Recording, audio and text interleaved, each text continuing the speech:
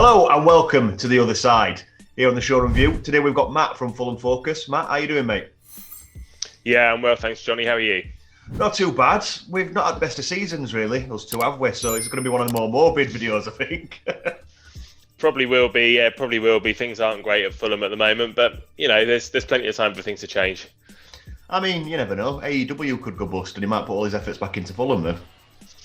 Well, he is the problem. Tony Khan is the chairman's son, and he's spread so thinly. He's got AEW and he's got the Jacksonville Jaguars, and then he's got Fulham as well. And he's not the most popular of individuals just because of the way that he conducts himself on social media as well. So he's had arguments and spats with fans in the past, and said that people can go to hell and that he's going to die at the club. So it looks like we're stuck with him, unfortunately. But his dad's the one with all the money. So yeah. What can you do?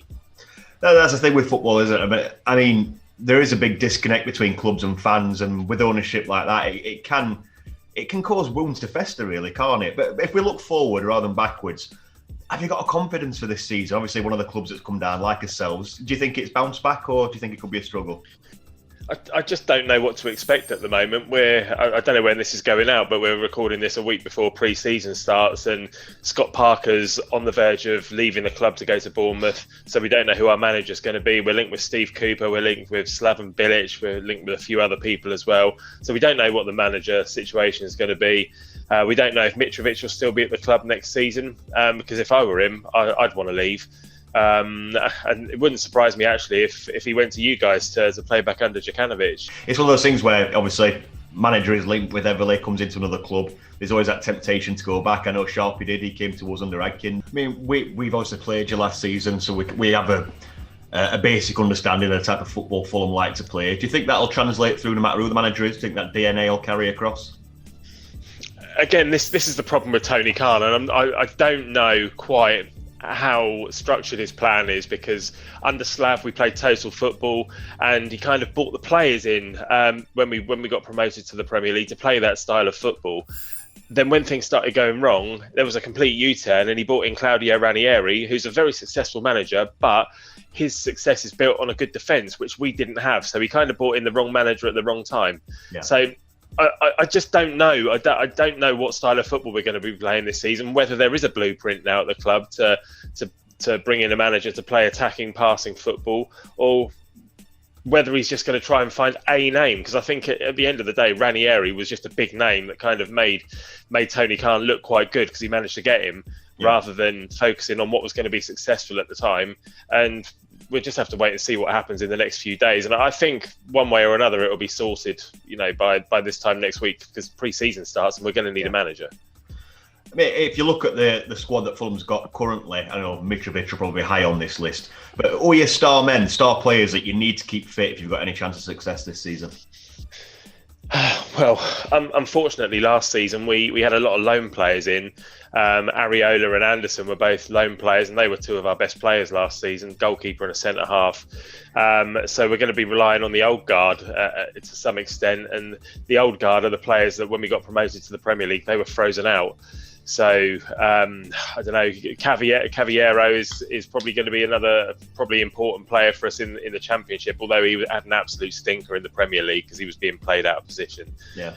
Anthony Knockaert will be coming back from Forest. I'm just trying to think of the flair players that we've got, but then we've also got Harrison Reed, who's a defensive midfielder, one of our best players for sure. And then, as you say, of course, Mitrovic. If we keep him and we can get him going again, then he was a top scorer in the Championship 2 seasons ago, and there's absolutely no reason why he wouldn't be again. But like I said, if I was him, I'd probably be thinking, well, I got left out in the Premier League. I don't want to be here anymore to just keep playing on in the Championship. And in all honesty, he's good enough to go and play at a high level.